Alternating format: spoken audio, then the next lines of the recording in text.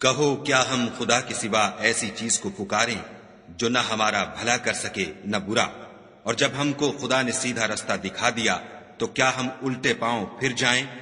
پھر ہماری ایسی مثال ہو جیسے کسی کو جنات نے جنگل میں بھلا دیا ہو اور وہ حیران ہو رہا ہو، اور اس کے کچھ رفیق ہوں جو اس کو رستے کی طرف بلائیں کہ ہمارے پاس چلا آ۔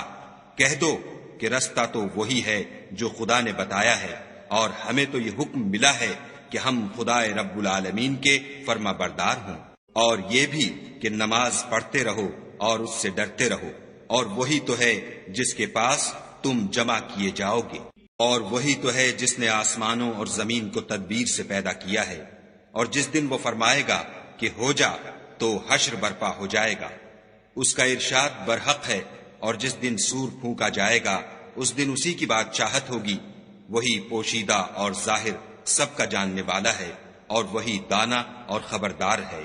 اور وہ وقت بھی یاد کرنے کے لائق ہے جب ابراہیم نے اپنے باپ آزر سے کہا، تم کیا بتوں کو معبود بناتے ہو؟ میں دیکھتا ہوں کہ تم اور تمہاری قوم صریح گمراہی میں ہو۔ اور ہم اس طرح ابراہیم کو آسمانوں اور زمین کے عجائبات دکھانے لگے تاکہ وہ خوب یقین کرنے والوں میں ہو جائیں۔ یعنی جب رات نے ان کو پردہ تاریکی سے ڈھانپ لیا تو آسمان میں ایک ستارہ نظر پڑا، کہنے لگے یہ میرا پروردگار ہے۔ جب وہ غائب ہو گیا تو کہنے لگے کہ مجھے غائب ہو جانے والے تو پسند نہیں۔ پھر جب چاند کو دیکھا کہ چمک رہا ہے تو کہنے لگے یہ میرا پروردگار ہے۔ لیکن جب وہ بھی چھپ گیا تو بول اٹھے کہ اگر میرا پروردگار مجھے سیدھا رستہ نہیں دکھائے گا تو میں ان لوگوں میں ہو جاؤں گا جو بھٹک رہے ہیں۔ پھر جب سورج کو دیکھا کہ جگمگا رہا ہے تو کہنے لگے میرا پروردگار یہ ہے، یہ سب سے بڑا ہے۔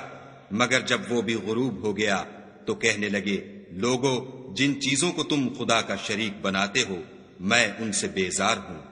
میں نے سب سے یکسو ہو کر اپنے تئیں اسی ذات کی طرف متوجہ کیا جس نے آسمانوں اور زمین کو پیدا کیا ہے، اور میں مشرکوں میں سے نہیں ہوں۔ اور ان کی قوم ان سے بحث کرنے لگی تو انہوں نے کہا کہ تم مجھ سے خدا کے بارے میں کیا بحث کرتے ہو؟ اس نے تو مجھے سیدھا رستہ دکھا دیا ہے، اور جن چیزوں کو تم اس کا شریک بناتے ہو میں ان سے نہیں ڈرتا، ہاں جو میرا پروردگار کچھ چاہے۔ میرا پروردگار اپنے علم سے ہر چیز پر احاطہ کیے ہوئے ہے، کیا تم خیال نہیں کرتے؟ بھلا میں ان چیزوں سے جن کو تم خدا کا شریک بناتے ہو کیوں کر ڈروں، جبکہ تم اس سے نہیں ڈرتے کہ خدا کے ساتھ شریک بناتے ہو جس کی اس نے کوئی سند نازل نہیں کی۔ اب دونوں فریق میں سے کون سا فریق امن اور جمعیت خاطر کا مستحق ہے؟ اگر سمجھ رکھتے ہو تو بتاؤ۔ جو لوگ ایمان لائے اور اپنے ایمان کو شرک کے ظلم سے مخلوط نہیں کیا ان کے لیے امن اور جمعیت خاطر ہے، اور وہی ہدایت پانے والے ہیں۔